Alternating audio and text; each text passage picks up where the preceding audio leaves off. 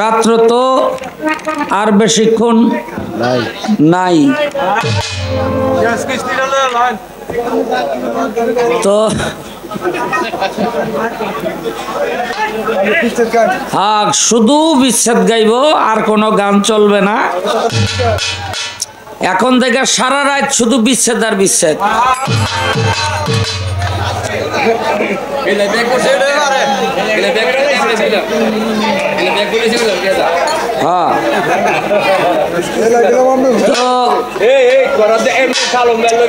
এই সালমের একটা কথা আছে না, কোমরে কোমু এটা আছে না। তো আসলে আপনাদের একটু নীরব হতে হবে। আপনাদের এই এলাকায় আমি একেবারেই নতুন, কিন্তু একটা জিনিস দেখলাম, আপনারা যে আরামের ঘুম নষ্ট করে দয়ালের দরবারে এসে এত সুন্দর পরিবেশ দিয়ে আজকের রাতটাকে একটা মহিমান্বিত রাতে পরিণত করেছেন, এই জন্য মাবুদের দরবারে শুকরিয়া আদায় করি। আমার যতদিন বেঁচে থাকবো ততদিন আপনাদের কথা মনে থাকবে। এর বেশি কিছু আর আমার বলার ভাষা নাই। তবে প্রশ্ন করছেন একটা, দেখেন বাবা, এই দুনিয়া এই বাচ্চারা, এই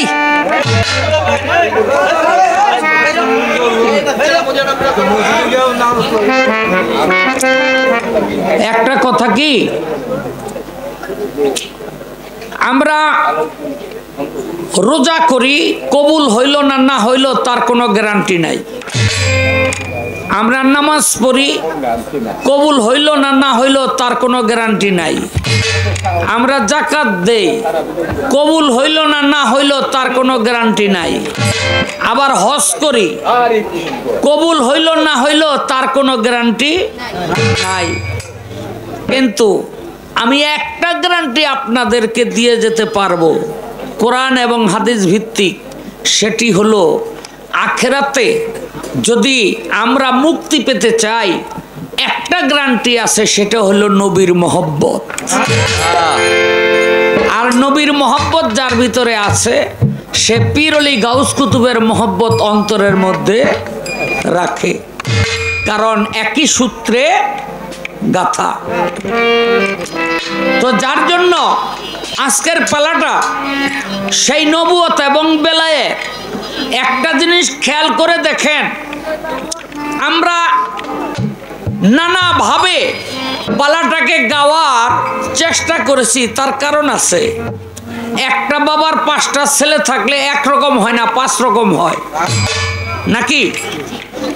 কেউ গান শুনতে আসে, কেউ বিশ্বাস শুনতে আসে, কেউ রঙের একটা কথা শুনতে আসে, মানে নানান ধরনের হইল শ্রোতা। এদেরকে আটকায় রাখতে হইলে যারে যেইভাবে আটকায় রাখা দরকার ঠিক ওইভাবেই আটকায় রাখতে হয়।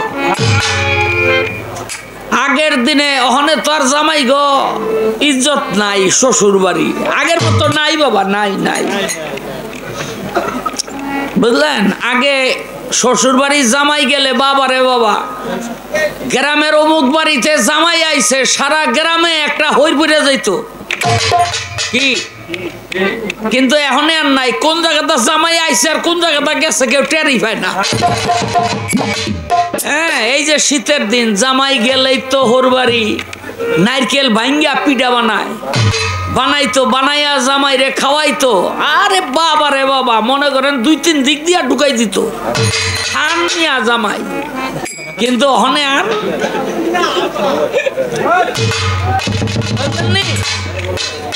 তো এই পিঠা বানাইতে হইলে নারকল লাগে, নারিকল ভাঙতো। তো ছোট ছোট পোলা পানে বাড়ি লয়ে যাইতো আমালে পানি। আবার ওই শাশুড়ি কইতো যে বৌমা এমন ভাবে নারকলটারে ভাঙবা 2টা ভাগ দিয়া যেন 2টা ডাবুই রয়। তাই না? আবার আশেপাশে গাঞ্জটি থাকলে মনে মনে কইতো আহা সোবাগুলি যদি পাইতাম, কারণ নারকেলের সোবার আগুন দিয়া গাঞ্জা খাইতে এত মজা, মনে করেন ওই আগুন সহজে নিবে না।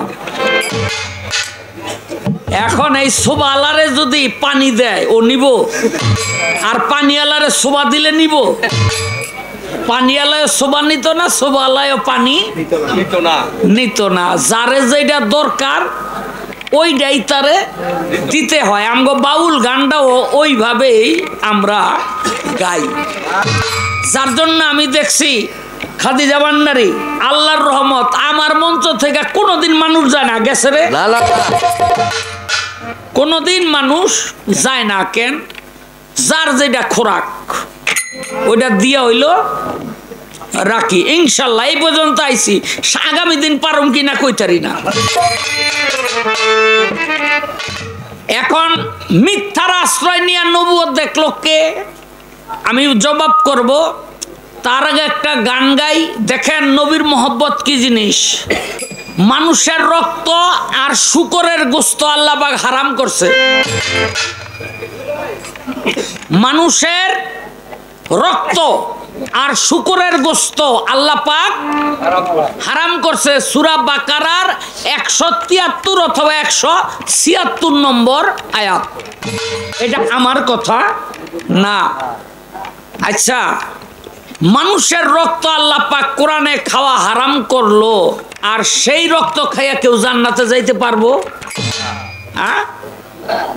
পারবো? পারবো না। কেন? কোরআন এটা হারাম করছে। অথচ নবী করিম সাল্লাল্লাহু আলাইহি সাল্লামের রক্ত খাইয়া শুধু জান্নাতে যায় নাই, আমার নবী কইছে তোরে জান্নাতে দিলে জান্নাতের আগুনও নিভা যাবে। বুঝলেন নি? এটা কি? এটা হইলে আসলে রক্ত খাওয়ার জন্য না, নবীর প্রতি যে মহব্বত, এই মহব্বতের কারণে। এটা দারুণ একটা বিষয় বাবারে। আমি গানটা করি তাহলে বুঝবেন।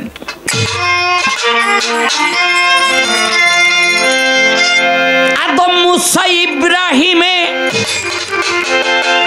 পাগল হলো আল্লাহর প্রেমে,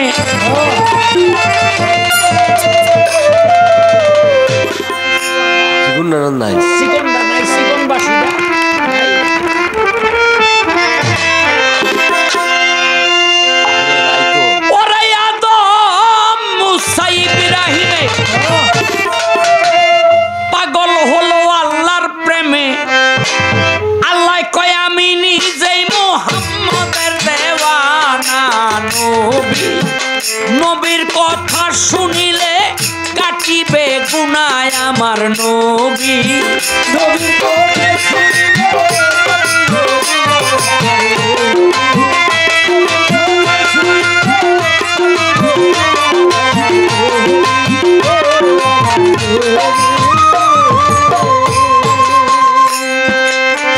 চন্দ্র সূর্য গগন নবীর নূরে সৃজন, নিজে ছাড়া নাই নবীর নিজের তুলনা।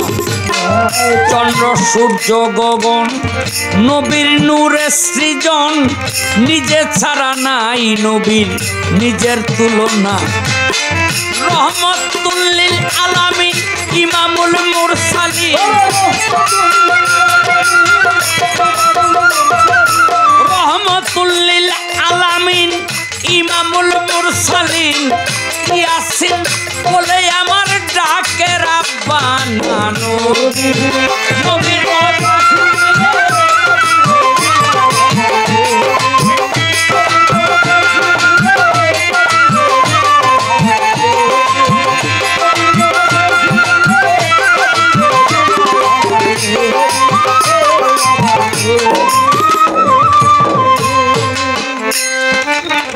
হলো ওহুদের যুদ্ধ শহীদ হইল দন্ত মুখ হতে রক্ত নবীর ঝরে তখন না রক্ত শিশিতে ভরিয়া আনাসের ডাকিয়া নবী কয়ে রক্ত গুলি গোপন রাখ না। আনাস রক্ত লইয়া চলিল জঙ্গলে বসিল মাটিতে গর্ত আনাস করলো একখানা শিশি গর্তে রাখিয়া ওঠে আনাস ভাবিয়া এই জায়গায় রক্ত রাখা গোপন হইল না। আনাস এই কথা ভাবিয়া শিশির মুখ খুলিয়া রক্ত খাইয়া এবার হইল রওয়ানা। আনাস গেলে নবীর ধারে নবী কয় আনাসেরে রক্তগুলি কোথাকারে রাখছো বলো না। আনাস এই কথা শুনি সারে চোখের পানি না জানি রক্ত খেয়ে করেছি গুনাহ। এবার আনাস কয় পয়গাম্বর রাখছি পেটের ভিতর এই উদর সারা গোপন খুঁজে পাইলাম না। নবী কয় ধন্য আনাস তুমি ধন্য তোমার দেহেরই জন্য দুজকের আগুন হারাম করলো রাব্বানা। আমার ধন্য আনাস তুমি ধন্য তোমার দেহেরই জন্য ধন্য আনাস তুমি ধন্য তোমার দেহেরই জন্য দুজকের আগুন হারাম করলো রাব্বানা। নবী নবী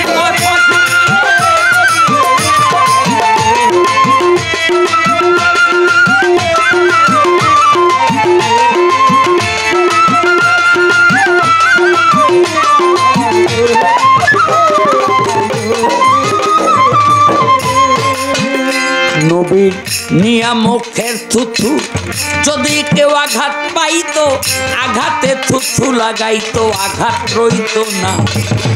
নিয়ামকের থুথু যদি কেউ আঘাত পাইতো আঘাতে থুথু লাগাইতো আঘাত রইতো না। ও তাই ভেবে কয় আবুলে হরিণীর নাভি মুড়ে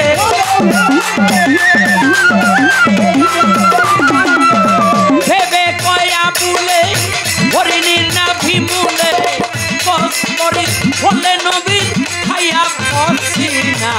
নবী